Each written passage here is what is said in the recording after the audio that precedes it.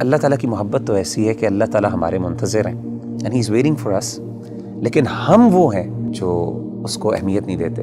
ایک بندہ ہے، اس کو اللہ کی محبت اور اللہ کی یاد سونے نہیں دیتی، جتنا مرضی تھکا ہو۔ میرے رب کو پسند نہیں ہے کہ مجھے تکلیف آئے۔ آپ کو حدیث سناتا ہوں اور میں سمجھتا ہوں یہ سبحان اللہ، یعنی یہ انتہا ہے اللہ کی محبت کی، اس سے زیادہ کیا محبت ہو سکتی ہے؟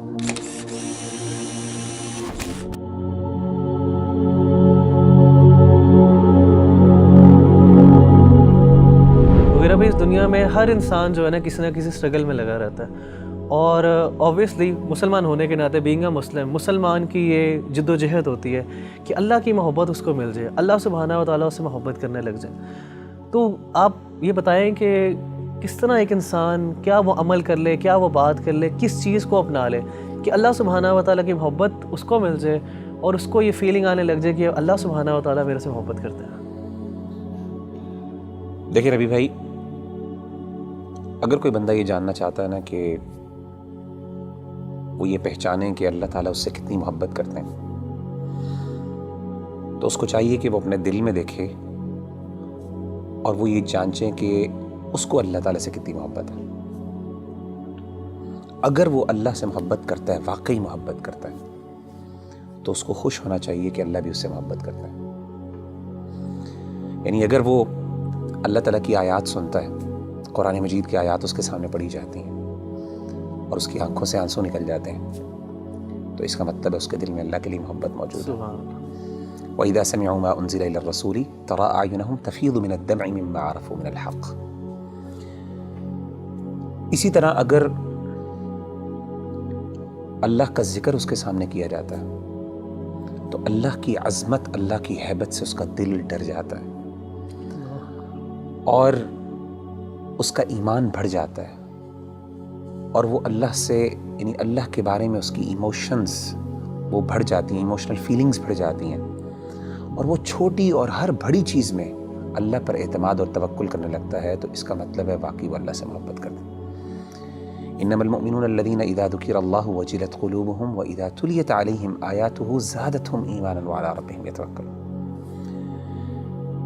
اسی طرح اگر ایک بندہ ہے، اس کو اللہ کی محبت اور اللہ کی یاد سونے نہیں دیتی، جتنا مرضی تھکا ہو، آدھی رات کو بھی تھکاوٹ سے چور ہے، لیکن اللہ کی یاد اور اللہ کی محبت کے اندر وہ اٹھتا ہے، اپنے گرم بستر سے نکلتا ہے اور جا کے اللہ کے سامنے کھڑا ہوتا ہے، ٹھنڈے پانی سے وضو کر کے اللہ کو منانے کی کوشش کرتا ہے، اس کے آنکھوں سے آنسو نکل رہے ہوتے ہیں، اس کے جو ہے اس کے رونگٹے کھڑے ہو رہے ہوتے ہیں، اس کو گوز بمز آ رہے ہوتے ہیں، تو یہ وہ بندہ ہے جو اللہ سے واقعی محبت کرتا ہے۔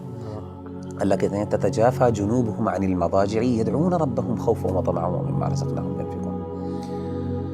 تو اصل میں سمجھتا ہوں کہ اگر ایک بندہ یہ ڈٹرمن کر لینا کہ اس کو اللہ سے کتنی محبت ہے، تو وہ یہ بات وثوق سے کہہ سکتا ہے اور اپنے آپ کو دلاسا دے سکتا ہے کہ اللہ کو اس سے زیادہ ہی محبت ہے۔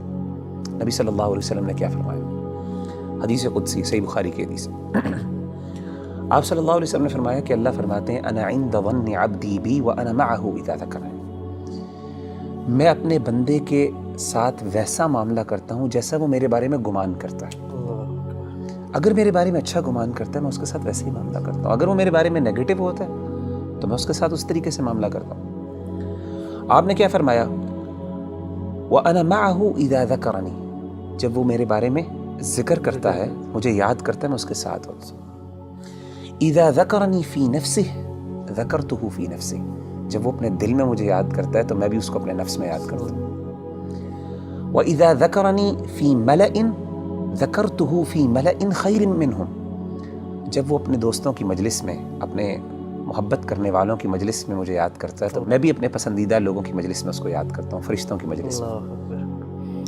اور آپ فرماتے ہیں وَمَن تَقَرَّبَ إِلَيَّ شِبْرًا تَقَرَّبْتُ إِلَيْهِ ذِرَاعًا، اور جو میرے قریب آتا ہے ایک شبر، ایک بالشت، میں ایک گز اس کے پاس چل کے آتا ہوں۔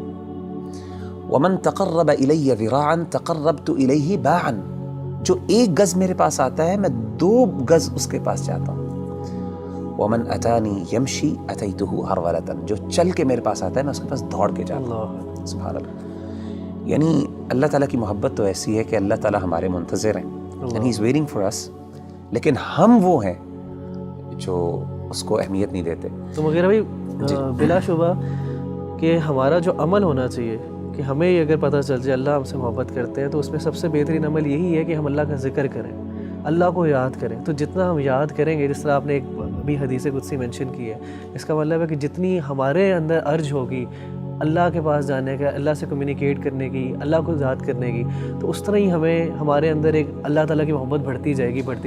آپ مجھے یہ بتائیں کہ نیچرلی جب انسان کو کسی سے سب سے زیادہ محبت ہو تو انسان ہم کیسے ڈٹرمن کرتے ہیں کہ اس کو اس سے محبت ہے؟ یاد, وہ ہر بات پہ اس کی یاد کرتا ہے, اس کو اس کا مینشن کرتے ہیں, ہر چیز کی مثالیں دیتے ہیں, ہر بار اس کی ایگزامپل دیتا ہے. جب آپ دیکھیں ماں باپ اپنے بچوں کی جب محبت کرتے ہیں تو ہر بات میں میرا بچہ یہ کرتا ہے, میرا وہ کرتا ہے.